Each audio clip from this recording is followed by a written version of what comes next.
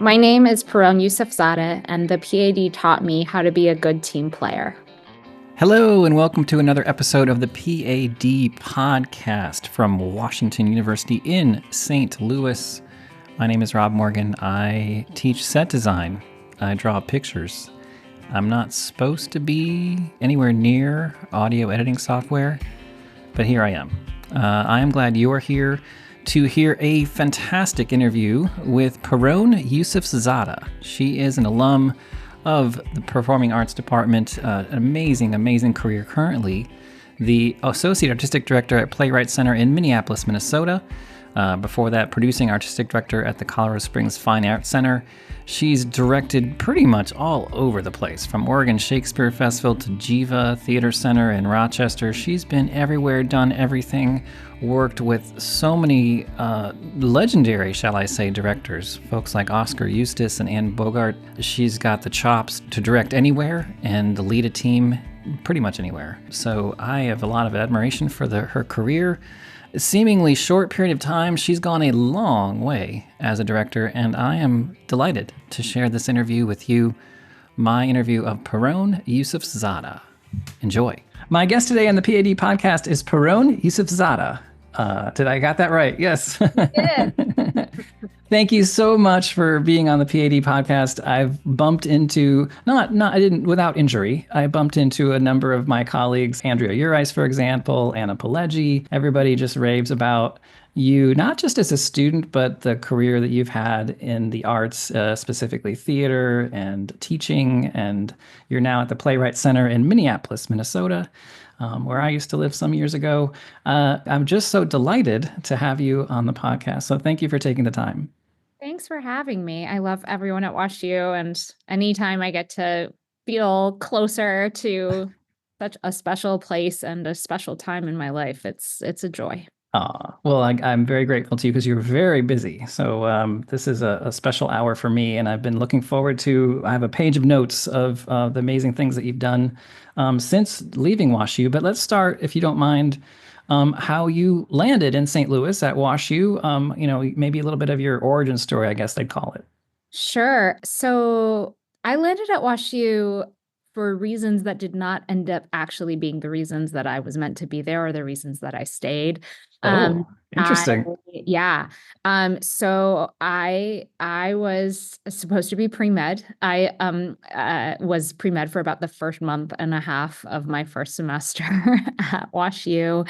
And, when I applied to schools, WashU was high on my list, but it wasn't like my first choice. And I didn't get into my first choice school. And so I thought, my sister was at WashU and she was a senior when I was a freshman. And because of the pre-med factor, I was like, well, this really makes sense as the place that I should go, as well as the fact that there was a financial aid package that was helpful and workable. And so all those things. And so it just so happened that I was at a school with an extraordinary theater department and extraordinary faculty and classmates. And it was very soon after I got there that I recognized how excited I was to do my theater homework, how unexcited I was to do my chemistry homework. Fair. And that, my plan, which was to be pre-med and to do theater for fun, actually sort of needed to flip in the sense that I wanted to do theater and I would learn about the human body for fun. Yes. Which has actually sort of continued throughout my theatrical career where, I've worked on some theater projects that involve like a lot of neuroscience research, for instance. And I was like, well, this is great as a component of the theatrical, form, but it isn't, I don't want to be a neuroscientist. I don't want to actually pursue medicine. And, I'll be completely honest and say, like, I thought before I got there, I thought I might transfer after a year. Oh, wow. Because my heart was really sort of still attached to that school that I hadn't gotten into. And after like 2 weeks, it was very clear to me that was where I was supposed to be, but not for the reasons that I thought, and not for the major that I thought I would pursue there, which I did not. It's interesting because you sound like you were sort of, thankfully, very open to sort of iterating who you are, what you wanted to study as you went along, even from the moment you set foot on campus. Yes, I was. My parents were less open, and And Sure. it took them more time, I think, to adjust to the fact that I was going to pursue something professionally that, we'll just name it. It's really challenging. It's a Yeah. really hard, unpredictable path. And it's also, I think, hard for some parents, especially, for instance, like parents of my generation and who are also immigrants who came from Iran to accept that their child is choosing a path that has actually many paths within it and where it's Yes. like less straightforward than, you go to college and you are pre-med and you take the MCAT and you go to med school and. Right, right, right. And I'm sure there's nuance in that field of its, sort of forms of unpredictability that I just don't know. But I think there were sort of career paths that just felt clearer to them and honestly clearer to me. And, Yeah, right. and I think that for anyone who's considering pursuing the arts, it is, I've been doing this now for 20 years and I still feel like I'm figuring out the path as I go. But, I think that was a challenging adjustment for them to, yeah, to just sort of accept that like they're going to be watching their child and supporting their child through a journey that can take a lot of different twists and turns. And in my case, it absolutely has, Right. in a variety of ways. Yeah. Yeah, I want to make sure we get to that because I find that fascinating. But I'm glad, I'm really glad that you said that. I am often telling students that the whole classic, what do you want to be when you grow up question that you're asked since, your uncle asked you when you were 10 years old at Thanksgiving, like we all have those, it implies, shall I say, a straight line, a straight path to who you become. And more often than not, it's more of a circuitous, winding kind of wicked problem of a path that's somewhat messy, but then at the same time, hopefully, an exciting journey. I find that really, really interesting. And I can totally relate. My mom was asking me at times, like, so this drama degree, can you teach English with that? I was like, I guess. I don't know. Shakespeare, maybe? Like I was just like, what are you saying, Mom? I've totally lived in your shoes. I've totally been there when it comes to like I guess the self-doubt that really kind of comes in and seeps in and can be sometimes tough to deal with. Yeah, and Um, hilariously, my safety major was I was a theater and English double major, and I oh, thought there you go. scenario, I'll become an English professor because, of course, in my 18-year-old brain, I didn't know how hard it is to get a university job to be a tenure Yes. track professor. It's actually like finding a needle in a haystack. But the logic for me at the time was how much I'd loved English lit in high school and how, and that felt comparatively secure and Yeah. predictable as a path, which I will say the English lit major fed my journey and my career in many other ways, but I did not become, spoiler alert, I did not become an English professor. Understood. And your story is not uncommon, at least on this podcast as well. A lot of guests have said that their interdisciplinary background. Corey Jones mentioned being a history major, and he said that history experience, it really, every character he digs into, he wants to know the history of that character, and he thinks it makes him, and I'm no doubt, I've seen him on stage, it makes him a better actor. So thank you for saying that. So after you got to Wash U, it seems like you immediately perhaps engaged in some fashion in drama. Was that through an extracurricular lens or a curricular lens? Did you take a chance on a drama class? How were you sort of bitten by the bug, as they say? So I'd been taking theater classes in high school Oh, and gotcha. right out and in middle school, I think. So right out of the gate, I signed up for Jeffrey Matthews Acting One class. Oh, nice. And in my first semester, I was one of the assistant stage managers for his production of Pirates of Penzance. Nice. And then it just really took off from there. Sure. I don't think a semester went by where I wasn't both in theater classes and in production in some capacity. Mostly that was acting at the beginning, but then there was sort of a turning point where I started pursuing directing and thinking about directing as a path more seriously. Got it. This makes perfect sense that so many of my colleagues, faculty colleagues in PAD remember you and remember you fondly is because you were just always working in that area. So I'm glad that you did. So you were you involved in any kind of extracurriculars at the time, either theatrical or not? Think there was a group called Thyrsis Productions for a Yeah. while. Yeah, I don't sure. know if it's still kicking They're around. still around, absolutely. Hey, that's great. So I was part of some one acts that we did, but a lot of my time was in PAD Yeah. production.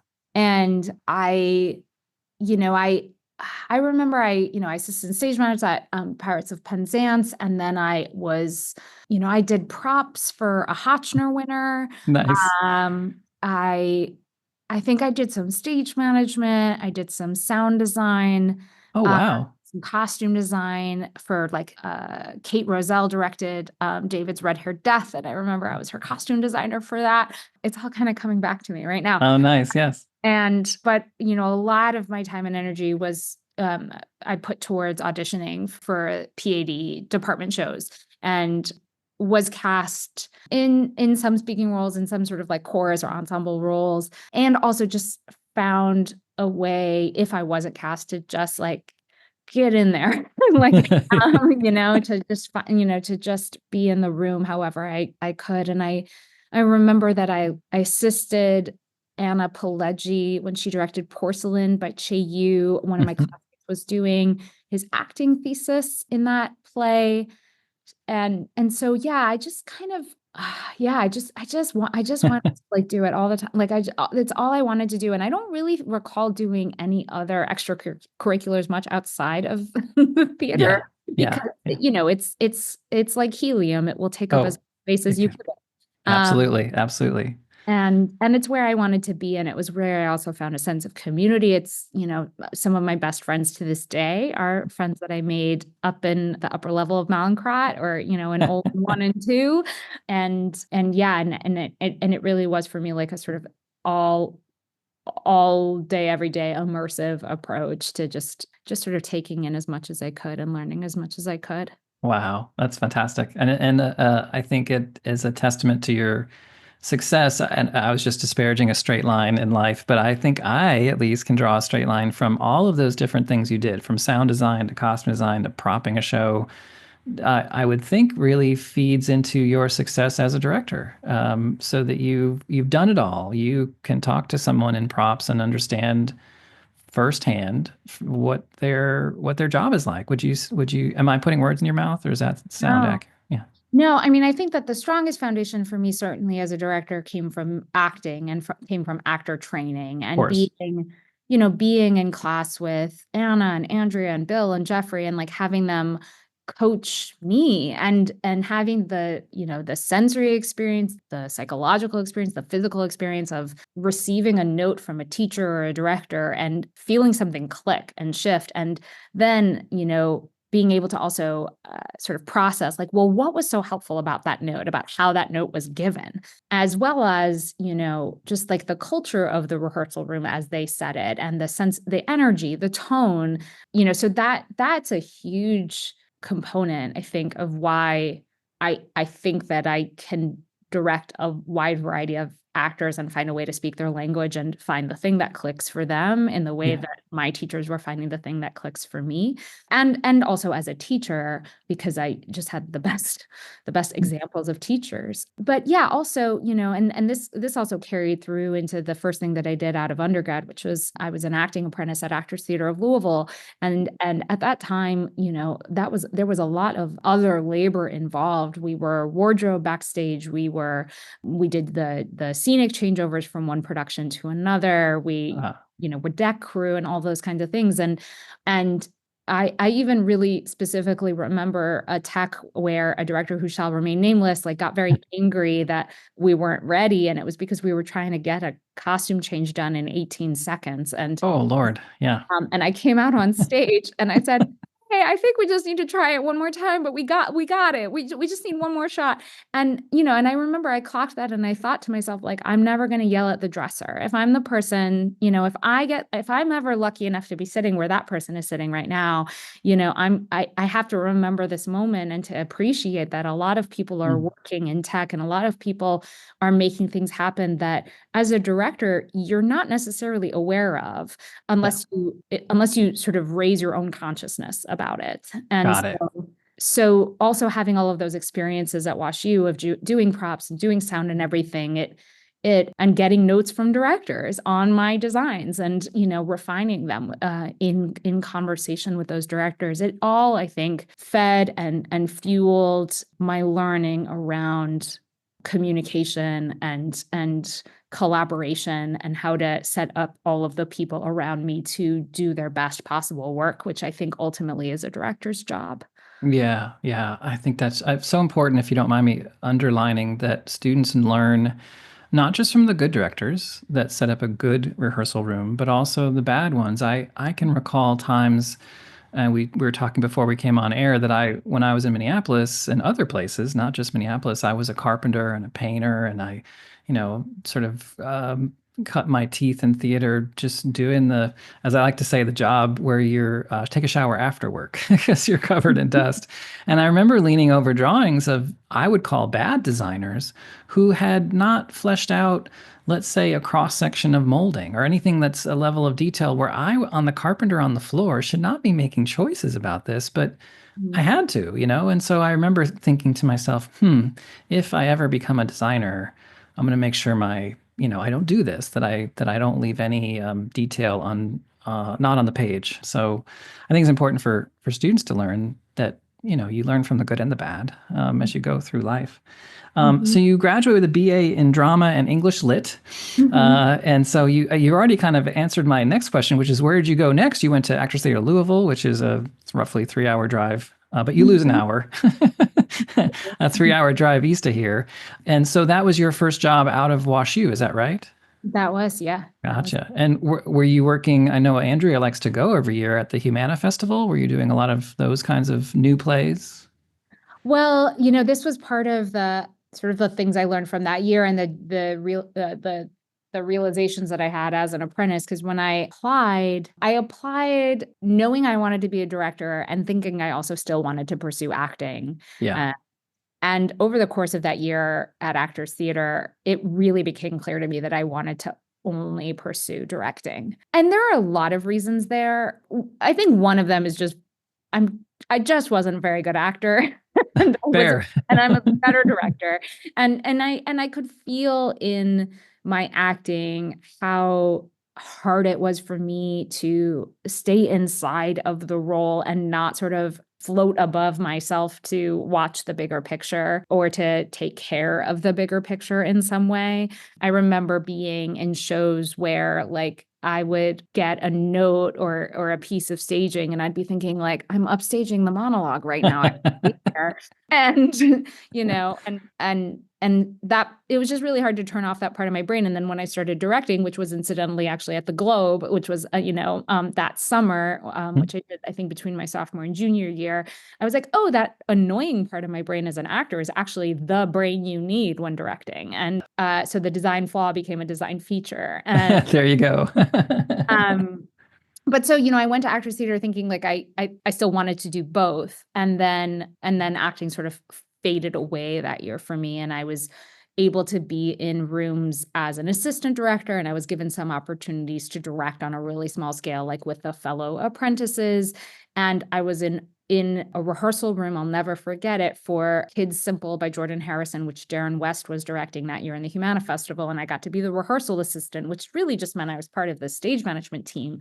But it was really an assistant directing opportunity for me, or like at least an observership for me in the way that I Sure. thought about it. And I was like, oh, you can be in the room with a playwright who's not dead. This is like this is where I want to be as a director, because while WashU did new plays, I was usually not in the new play room just in terms of where I ended Right.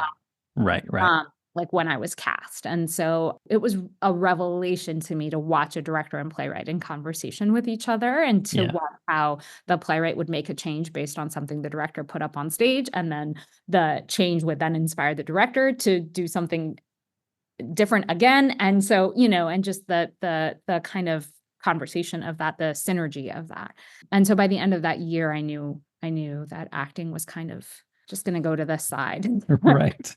Oh, And and the other thing I just want to say about it, which I think connects to, the emergence of Maya directors and some of my work and some of the thinking I have been doing for many years around Middle Eastern representation, is that, I do wonder sometimes if I would have persisted in acting had there been a different landscape in the field for how Middle Easterners were portrayed, and if, or, them being portrayed at all at that time was yes. not something to be taken for granted, but also that I didn't have the experience as an actor where I could look at a role and say like, "Oh, that's my experience," or, there was like, I Yeah. didn't get called in for like a neurotic Iranian Jew from Chicago. Like that just wasn't in the Okay. breakdowns those days. And Yeah. a lot of it was more stereotypical, actually. So, so the options acting wise were really strange, and in many ways like sort of dated in terms of the way people talked about it, where, the goal was that I could like be ethnically ambiguous in something, or that I could pass in something as white. Yeah. So, Yeah. I do wonder also about, again, I don't think I was very good. And I think that like there was a limit of opportunities that also kind of pressurized a decision around that. Yeah. And you went on, I don't want to jump too far ahead, but you went on to sort of not just acknowledge, but address that disparity through Maya directors. I don't know if you want to talk about Yeah. that a little bit, and then maybe go back to your masters, because you studied with some of the most amazing directors on the planet. But I've we don't had want to talk about, yeah. yeah.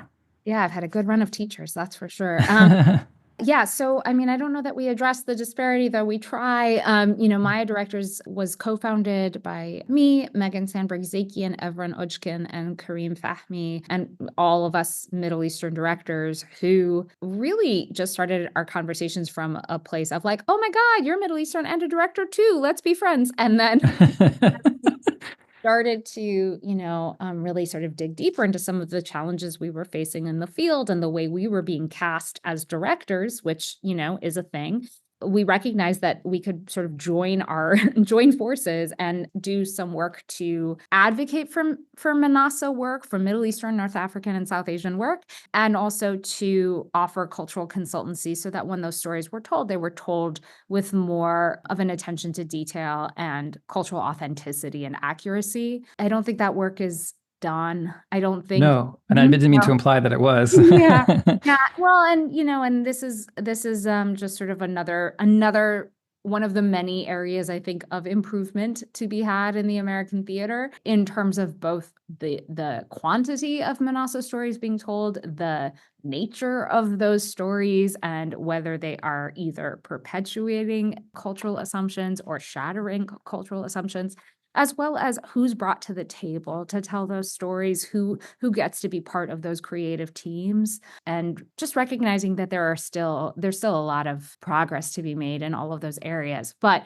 the impulse I think came from a lot of that sort of shared experience around being pigeonholed and frustrated by, the stories we would see and the messaging that it would Yeah. perpetuate. And in a world with Fox News, like, we don't need to be doing that in the theater. Right. They've got it covered. So, so actually what we really need to be doing is creating a space of empathy and a space of deeper understanding, specifically, I would say, for Manasa communities who are so often vilified and Mhm. caricatured as terrorists and whatnot by the media, by politicians, and by and even in a lot of TV and film. Yeah.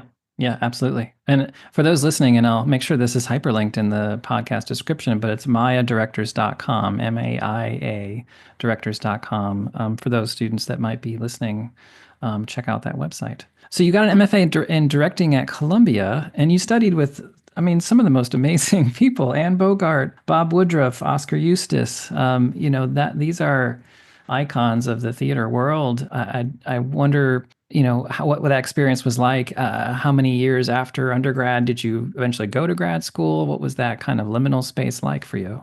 Yeah, so I waited, I was 3 years out of undergrad when I started at Columbia, so I started applying in that 3rd year Right. of post-undergrad, I don't know, whatever, Journey, yes. purgatory.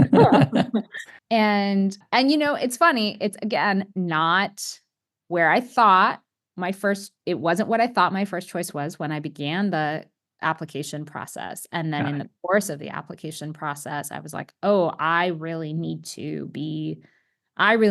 ultimately, I ended up learning so much from all of my teachers, but at the beginning, after especially the sort of callback audition weekend, I was like, I have to be in the room with Anne Bogart for 3 years. Yeah. That's where I need to be. And, grad school, when people are like, was grad school fun? I'm like, I don't think it's supposed to be. It's And not, no. like parts of it were, but Sure. really it was such a rigorous emotional period of intense exploration, intense critique. And not just, what I thought when I first went into it, which was such an academic notion to have, which was like, I'm going to get more technique and learn how to direct Shakespeare. And like, just I had my little sort of checklist of all the things I was going to learn how to do. And I did certainly gain more technique and had, also have to shout out Brian Kulick, who is one of the most extraordinary Chekhov professors. And his class on Greek tragedy was life-changing. And Yeah. I take those lessons with me into everything that I do now. But the other component of it, which was this kind of like je ne sais quoi, that I don't know how you put it in a curriculum or how you articulate it as a pedagogical sort of philosophy, was just that Anne, I think, in addition to all of those other aspects, I think really asked me to and challenged me to sort of confront myself in Mhm. terms of like the soul of of my work and the guts of my work, and to, I think, interrogate some of those sort of early pieces of conditioning around, being ambiguous or passing, to say like, well, who are you? And like, what is it you have to say that has to be put out into the world that only you, Pirronne, can express? Yeah.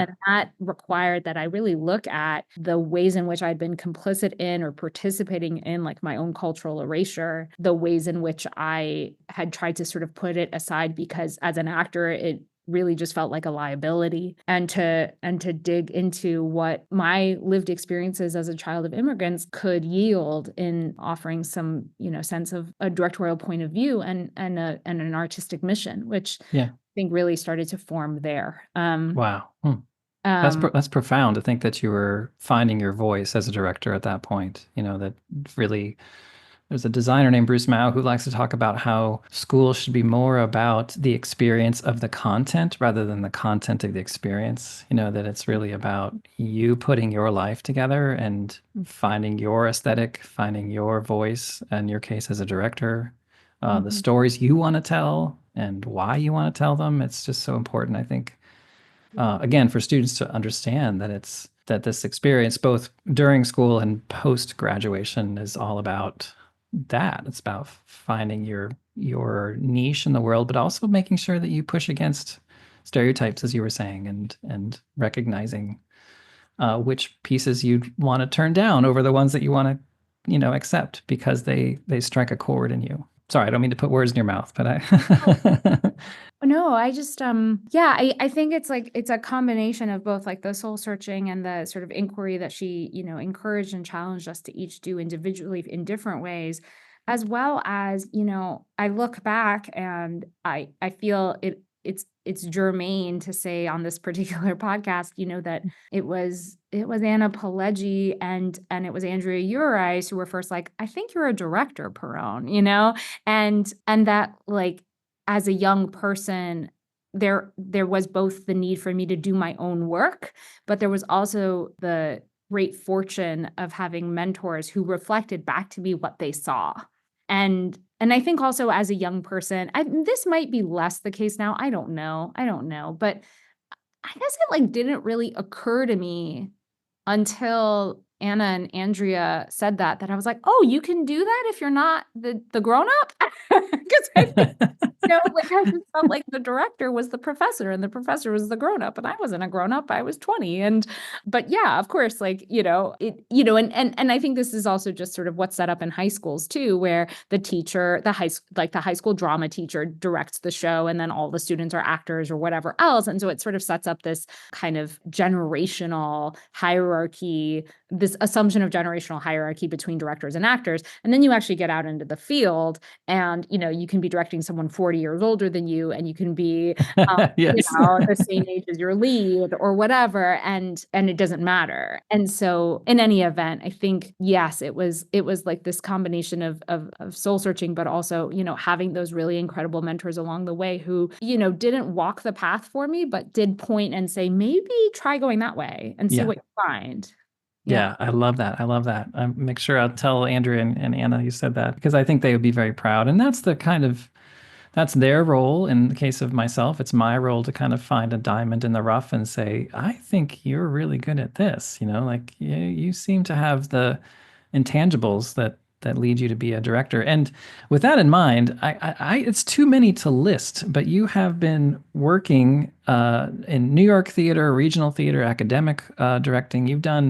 You've had this really, and these are amazing, shall I say, major companies in the country. Actually, Louisville being one of them, of many.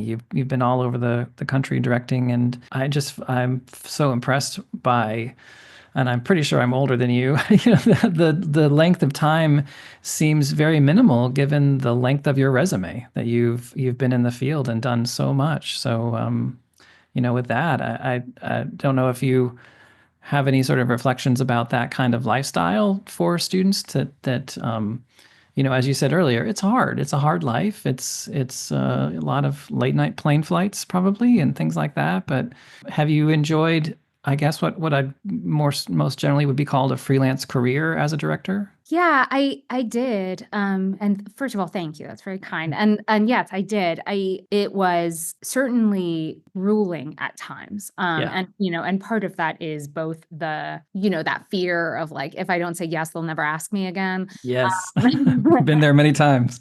Yeah, same. Yeah. And I'm sure I'll be there again. And the other component being just like the financial reality of what you need to take on in order to make it all go round as a freelancer. But I really loved for that season of my life, I really loved working in lots of different theaters, getting to know lots of different communities, picking up a lot of best practices along the way around, just like what a company would do producerially that either set me up for success or, what I would learn from those instances where I felt like I was learning more what not to do.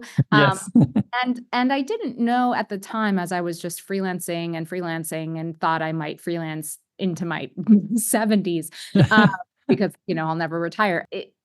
That I was also actually learning about leadership Mm. and I don't freelance full time anymore. And I haven't in about 5 years because I transitioned to artistic leadership at that point. But all of that information that I gained as a freelance artist, I continue to use to this day working inside of an organization because I have that firsthand experience of knowing like what set me up for success, what didn't, what, even just down to like what aspects of like really good company management and like really Right. good sort of artist hospitality I would want to sort of hold on to and then bring to an organization that I'm working at now. Currently it's the Playwright Center. So yeah, I mean, what I would say about that lifestyle is that it is great in the sense that you get to change things up a lot and travel and meet lots of new people and form a lot of different relationships and hopefully, along the way